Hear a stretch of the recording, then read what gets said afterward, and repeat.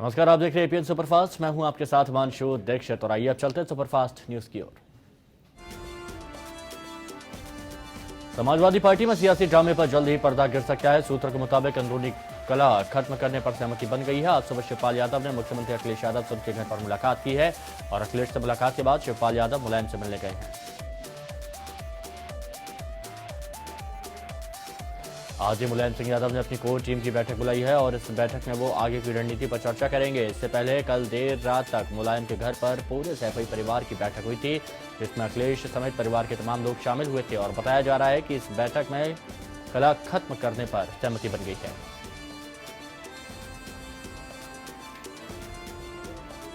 चुनाव के ऐलान के साथ ही उत्तर प्रदेश में चुनावी बिसात बजने लगी है। सबसे बड़ी खबर आ रही है समाजवादी पार्टी और कांग्रेस से। सूत्र के मुताबिक यूपी में इन दोनों दलों के बीच में गठबंधन लगभग तय है और गठबंधन का औपचारिक ऐलान कभी भी हो सकता है। बता दें कि मुख्यमंत्री अखिलेश यादव कांग्रेस के साथ गठबंधन की पहल कर रहे थे और उन्होंने कहा भी था यदि गठबंधन होता है तो वो यूपी में 300 से ज्यादा सीटें जीतेंगे। सपा में चल रही सुलह की खबरों के बीच इस खबर ने यूपी राजनीतिक गलियारों में हलचल मचा दी।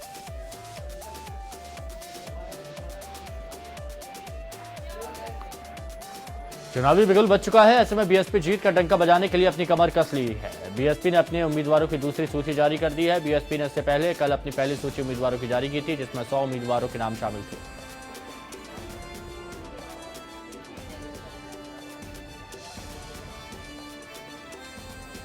यूपी विधानसभा चुनाव 2017 की तैयारी में सभी प्रमुख दल लगे हुए हैं। इस क्रम में भारतीय जनता पार्टी अपने साथ ज्यादा से ज्यादा महिलाओं को जोड़ने के लिए कार्यक्रम लेकर आ रही है। उड़ान कार्यक्रम के जरिए बीजेपी महिलाओं को संगठन से जोड़ेगी। इसकी शुरुआत आज केंद्रीय मंत्री स्मृति ईरानी मेरठ से करेंगी। प्रदेश के सभी 403 विधानसभा क्षेत्रों में विभिन्न कार्यक्रम होंगे। इनमें महिलाओं को केंद्र सरकार की योजनाओं और उपलब्धियों के बारे में बताया जाएगा। प्रदेश के 75 कॉलेजों में इसका सीधा प्रसारण भी किया जाएगा। प्रधानमंत्री नरेंद्र मोदी के संसदीय वाराणसी में भी सभी 8 विधानसभा क्षेत्रों में कार्यक्रम होंगे। पिछले दिनों मायावती ने प्रदेश के कई जिलों में एक भाषण लाइव किया था। बीजेपी भी अब इस हाईटेक चुनाव प्रचार का रास्ता अपनाने जा रही है। आज स्मृति ईरानी मेरठ से प्रदेश के कई जिलों में एक साथ भाषण का सीधा प्रसारण करवाएंगी। इस दौरान उनसे बात भी की जा सकेगी।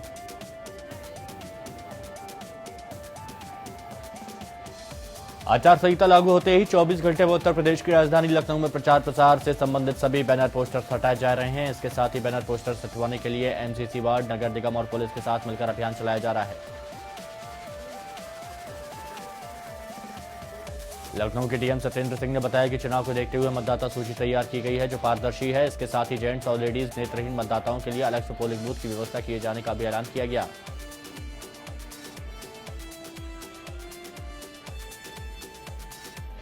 उत्तर प्रदेश में आदर्श आचार संहिता घोषित होते ही नेताओं के होर्डिंग्स और बैनर पोस्टरों पर प्रशासन का डंडा शुरू हो गया है। आचार संहिता के दूसरे दिन मेरठ में जिलाधिकारी ने खुद पूरे शहर में घूमकर नेताओं के होर्डिंग्स हटवाए और दीवारों पर लिखे पार्टियों के स्लोगन पर चूना लगवाया।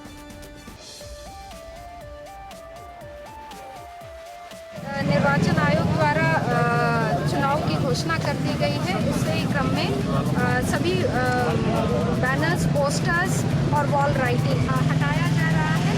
मॉडल कोड ऑफ कंडक्ट की कमेटी द्वारा आज शहर भर में भ्रमण करके जनपद के अन्य भी क्षेत्र 7 विधानसभाओं में भ्रमण करते हुए कोई ऐसा बैनर, पोस्टर या वॉल राइटिंग अब अवशेष न रहे जिससे कि आचार संहिता का उल्लंघन। उत्तर प्रदेश के मुजफ्फरनगर में बीते दिन गुरुवार को निषाद पार्टी और पीस पार्टी ने गठबंधन कर एक संयुक्त महारैली का आयोजन किया, जिसमें दोनों पार्टियों के राष्ट्रीय अध्यक्ष डॉक्टर अयूब और डॉक्टर संजय निषाद मौजूद रहे। दोनों पार्टियों के कार्यकर्ता और समर्थक भी भारी संख्या में आए।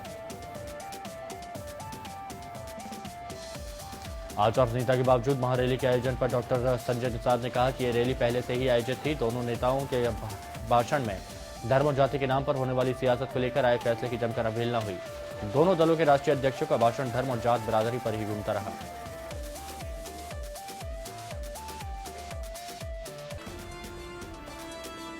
बीजेपी की राष्ट्रीय कार्यकारिणी की 2 दिवसीय बैठक आज से दिल्ली में शुरू हो रही है। इस बैठक में 5 राज्यों में होने वाले विधानसभा चुनाव की तैयारियों पर चर्चा हो सकती है। बीजेपी के सभी वरिष्ठ नेता आज दिल्ली में जुटे हैं। इस बैठक में आज शाम 5 बजे प्रधानमंत्री नरेंद्र मोदी संबोधित करेंगे।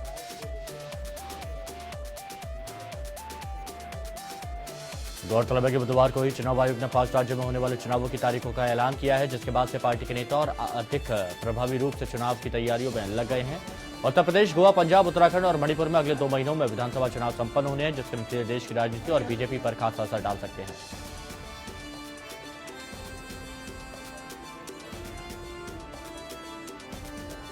नोटबंदी पर जनता को हो रही परेशानियों पर सियासी रोटी का भी सेका जाना अभी भी बदस्तूर जारी है। आज इस मुद्दे पर कांग्रेस देशव्यापी विरोध प्रदर्शित करने वाली है। बीजेपी और केंद्र सरकार जहां नोटबंदी के फायदे गिनवाने में जुटे हुए हैं, वहीं कांग्रेस ने इसे सीधे जनता को परेशान कर देने वाला बताया है और बगैर सोचा समझा फैसला भी बताया है। कांग्रेस ने दावा किया कि आज होने वाला प्रदर्शन ऐतिहासिक होगा और इस प्रदर्शन में सरकार के खिलाफ जनता का आक्रोश दिखेगा।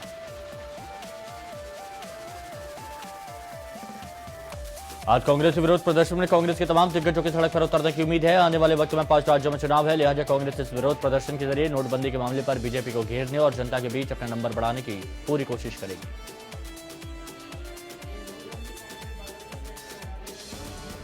5 राज्यों में चुनावी तारीखों के ऐलान के साथ ही सभी पार्टियां जोर शोर से चुनावी अभियान में कूद पड़ी हैं। उत्तराखंड में भी आगामी विधानसभा चुनाव को लेकर सभी पार्टियों ने चुनावी अभियान का आगाज कर लिया।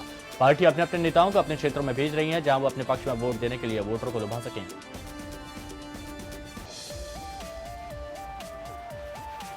विधानसभा चुनाव की तारीखों की घोषणा के साथ ही सूबे में आदर्श आचार संहिता लागू हो गई, जिसका मतलब पार्टियों की तरफ से सड़कों पर लगाए गए होर्डिंग्स, पोस्टर नहीं दिखेंगे। लेकिन इस बीच राज्य सरकार पर आचार संहिता का उल्लंघन करने का आरोप लग रहे हैं। आपको बता दें कि उत्तराखंड में 15 फरवरी को चुनाव होने हैं।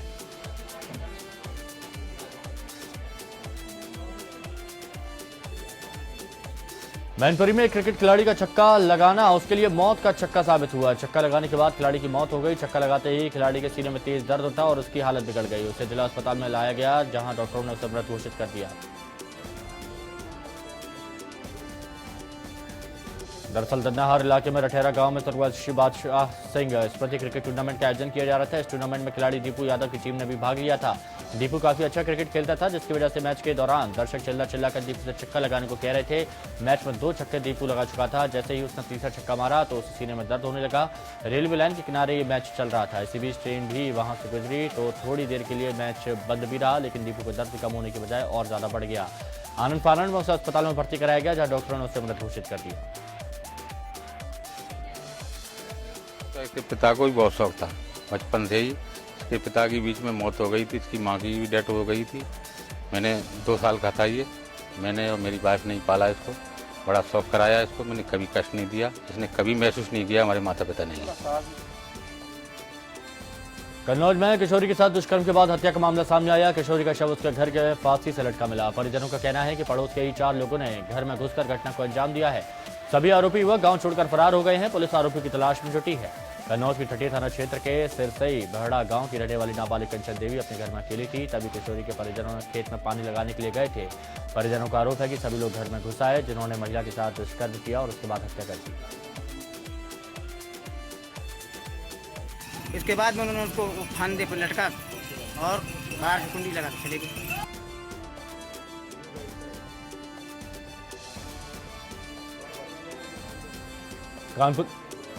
कानपुर में राजधानी एक्सप्रेस एक नशे में धुत बीएसएफ जवान की करतूत सामने आई है। जवान ने ट्रेन में यात्रा कर रही महिला से काफी देर तक छेड़खानी करता रहा। महिला ने ट्रेन में यात्रा कर रहे और जीआरपी के जवानों से मदद मांगी, लेकिन महिला की मदद के लिए कोई भी आगे नहीं आया। नशे में धुत बीएसएफ के जवान की मनमानी पर रोक के लिए किसी ने कुछ नहीं कहा। इस बीच किसी यात्री ने मामले की शिकायत सोशल मीडिया के जरिए कंट्रोल रूम से की, जिसके बाद आरोपी बीएसएफ जवान को कानपुर सेंट्रल स्टेशन पर गिरफ्तार कर लिया गया। जीआरपी ने महिला की शिकायत पर बीएसएफ जवान पर एफआईआर दर्ज कर ली है। ये एक लड़की द्वारा ये थाने पर आकर कल सूचना दी गई थी, जाके उससे छेड़खानी की गई है। आरोपी है ये बीएसएफ में कर्मी है जाके और कोलकाता में तैनात है जाके, तो उसके खिलाफ मुकदमा लिख दिया गया है। छेड़छाड़ की शिकायत की गई है, इस पर 354 आईपीसी का मुकदमा पंजीकृत किया गया है। बुधवार को बाबूपुरवा कोतवाली क्षेत्र में हुई सपा नेता की गला रेत कर हत्या करने का मामला सामने आया है। पुलिस ने परिजनों की तहरीर के आधार पर भले ही 2 आरोपियों को हिरासत में लेकर मामले की जांच शुरू कर दी हो, लेकिन परिजन अभी भी पुलिस की इस कार्रवाई से असंतुष्ट नजर आ रहे हैं।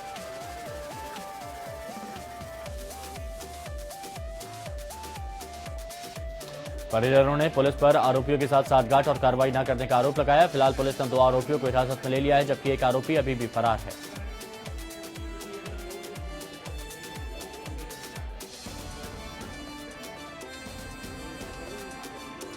बागपत में दबंगों की शर्मनाक करतूत सामने आई, जहां युवती से गैंगरेप के विफल होने पर दबंगों ने युवती के कान काट दिए। यह सनसनीखेज वारदात थाना रमाला क्षेत्र के असारा गांव की है, जब गांव के ही 4 दबंगों ने युवती को पहले तो घर से उठाया और फिर पड़ोस में मकान में ले जाकर उसके गैंगरेप की कोशिश की। यही नहीं, युवती के लगातार विरोध करने पर दबंगों ने युवती का कान काट दिया। लड़की के चिल्लाने की आवाज सुनकर पीड़ित युवती की मां जब वहां पहुंची तो चारों युवकों ने उसके साथ भी मारपीट की और दीवार से कूदकर फरार हो गए। पीड़िता की मां की माने तो वो इंसाफ की आस लेकर अपनी बेटी के कटे कानों के हिस्से को लेकर जब पुलिस के पास गई तो पुलिस का संवेदनहीन रवैया देखने को मिला। पुलिस ने उसके हाथों से दोनों हिस्से गिरा दिए। यही नहीं, आरोप है कि पुलिस ने आरोपियों के खिलाफ कोई कार्रवाई भी नहीं की। जब मीडिया ने इस मामले को उठाया तब जाके पुलिस अधिकारियों ने आरोपियों के खिलाफ जांच के आदेश दे दिए हैं।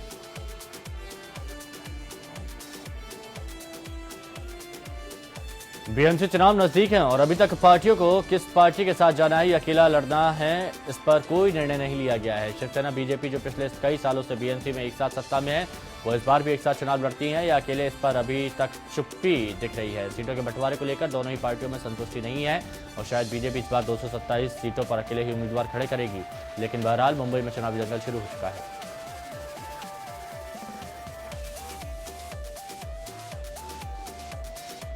मुंबई में बीती शाम ताड़देव थाना क्षेत्र में एक महिला के ऊपर तेजधार हथियार से हमला करने का मामला सामने आया है। घटना में महिला बुरी तरह जख्मी हो गई है और महिला को इलाज के लिए नायर हॉस्पिटल में भर्ती किया गया है। पुलिस ने अज्ञात शख्स के खिलाफ मामला दर्ज कर लिया है और आगे की कार्रवाई में जुट गई है।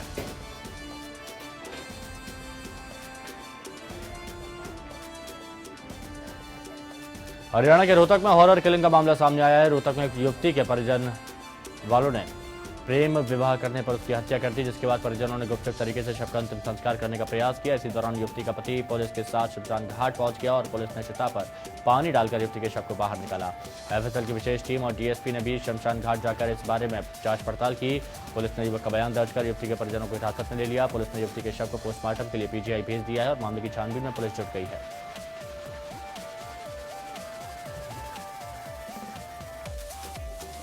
अमृत कॉलोनी निवासी प्रदीप ने 21 दिसंबर को अपने पड़ोस में रहने वाली सीमा के साथ अंतरजातीय विवाह कर लिया और इसके बाद वो कई दिनों तक घर से बाहर रहे। प्रदीप ने पुलिस को बताया कि उसने शादी के बारे में युवती और उसके परिजनों को बता दिया था और युवती ने परिजन मान गए थे। युवती के परिजनों ने उससे कहा था कि दोनों वापस आ जाओ, तुम्हारी शादी को लेकर यहाँ कार्यक्रम कर देंगे और उन्होंने युवती को घर भेजने की बात कही, जिस पर प्रदीप ने 4 दिन पहले युवती को उसके मायके भेज दिया। लेकिन गुरुवार दोपहर को प्रदीप को पता चला कि सीमा की मौत हो गई है। हमें सूचना मिली थी कि एक महिला का मर्डर हो गया है, तो मामले का जब हमने पता किया तो पता चला कि एक कपल ने इंटरकास्ट मैरिज की थी और लड़के ने शक के आधार पर हमें अभी बताया कि शायद उस लड़की के परिवार वालों ने उसकी हत्या कर दी। पुलिस पे हम अभी आगे की कार्रवाई कर रहे हैं और हमारे ड्यूटी मजिस्ट्रेट साहब भी आगे की कार्रवाई करवा रहे हैं। उत्तर भारत में ठंड और कोहरा एक बार फिर लौट आया है। दिल्ली एनसीआर में कुछ दिनों से कोहरे से निजात मिली थी, लेकिन आज एक बार फिर हल्का कोहरा दिखाई दिया है। इसके साथ ही पहाड़ों पर बर्फबारी की वजह से उत्तर भारत के मैदानी इलाकों में ठंड बढ़ गई है। इस बीच मौसम विभाग ने आज दोपहर बाद बारिश की संभावना जताई है और बारिश होने पर ठंड और बढ़ सकती है।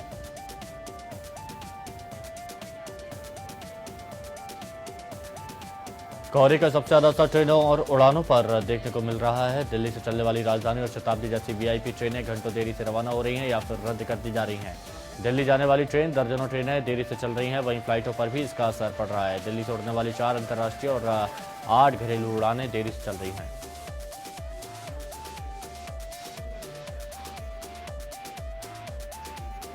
इधर श्रीनगर में आज मौसम बेहद सुहाना हो गया है। यहाँ का नज़ारा देखते ही बन रहा है। बर्फबारी का सैलानियों ने जमकर लुत्फ उठाया। इस बर्फबारी का इंतजार काफी समय से लोगों को था। लोगों का कहना है कि उन्हें काफी समय से इस बर्फबारी का इंतजार था।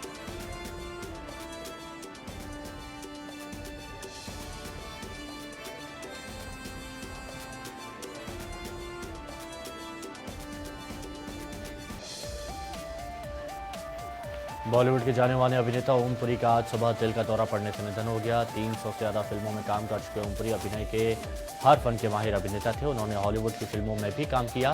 वो 66 साल के थे और पिछले करीब 45 वर्षों से अभिनय के क्षेत्र में सक्रिय थे। ओम पुरी थिएटर की दुनिया का भी एक बड़ा नाम रहे हैं। ओम पुरी का जन्म 18 अक्टूबर 1950 को अम्बाला में हुआ था। अचानक आई उनके निधन की खबर फैंस के साथ ही पूरी फिल्म दुनिया में मायूसी है। बॉलीवुड हस्तियों ने ओम पुरी के निधन को फिल्म जगत के लिए बड़ा नुकसान बताया। पीएम मोदी ने भी ओम पुरी के निधन पर शोक जताया। ओम पुरी अपनी खास तरह की अदाकारी और संवाददायकी के लिए जाने जाते हैं। ओम पुरी ने 1972 में अपने फिल्मी सफर की शुरुआत मराठी नाटक पर आधारित फिल्म घासीराम कोतवाल से की थी। 1980 में रिलीज फिल्म आक्रोश ओमपुरी की फिल्मी करियर की पहली हिट फिल्म साबित हुई थी। अर्धसत्य और आरोहण के लिए उन्हें नेशनल अवार्ड भी मिला। ओमपुरी पद्मश्री पुरस्कार विजेता भी थे, जो देश का चौथा सबसे बड़ा नागरिक सम्मान है।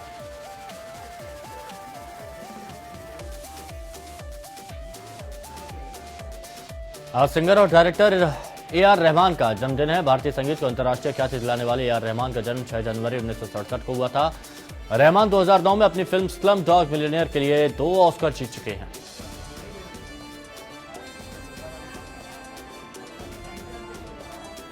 रहमान को उनकी फिल्म स्लम डॉग मिलियनेयर के लिए 2 ऑस्कर अवार्ड से नवाजा गया। वो 2 ग्रैमी अवार्ड जीतने वाले पहले भारतीय संगीतकार हैं। रहमान को इसके अलावा एक बाफ्टा अवार्ड, एक golden globe, 4 national film award, 15 film fair award और 13 फिल्म फेयर साउथ के अवार्ड मिल चुके हैं।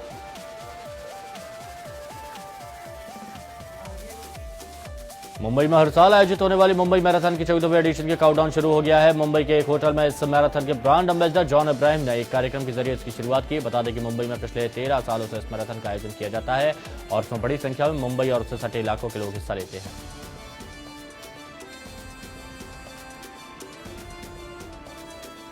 इस साल इसका आयोजन 15 जनवरी को होगा और इसमें करीब 4000 से ज्यादा लोगों को हिस्सा लेने की संभावना है। यह मैराथन CST से बांद्रा के बीच आयोजित की जाती है। काउंटडाउन शुरू करने के अवसर पर फिल्म अभिनेता और ब्रांड एम्बेसडर जॉन इब्राहिम ने कहा कि इसमें भाग लेने से पहले लोग अपने हेल्थ की जांच जरूर कराएं।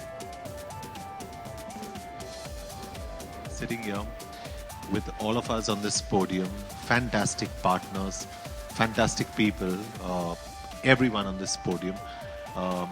So I think we've gone a long way, and most importantly, you've seen a side of this country that's actually going out there and running. So I think what we've all achieved, everyone sitting here, is 2 things. One is getting fit, and the other is running for a cause.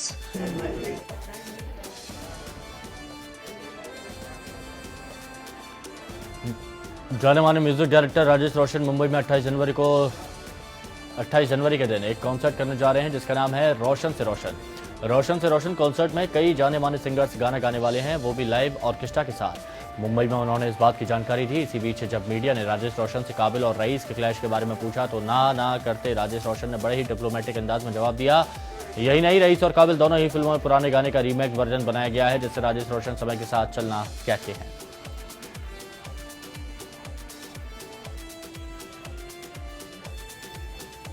England के खिलाफ 15 जनवरी को शुरू होने वाली one day series के लिए भारतीय चयनकर्ता मुंबई में आज टीम का चयन करेंगे। महेंद्र सिंह धोनी का भारतीय टीम और T20 और वनडे टीमों की कप्तान छोड़ने के बाद शुक्रवार को चयनकर्ता विराट कोहली को इन दोनों प्रारूपों के लिए भारतीय टीम की कप्तान सौंप सकते हैं।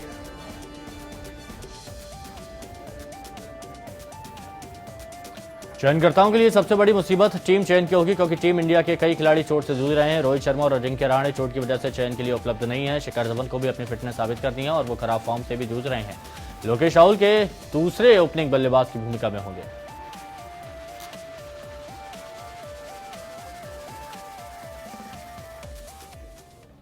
तो एपीएन सुपरफास्ट में अभी के लिए मेरे साथ इतना ही। दीजिए इजाजत, नमस्कार।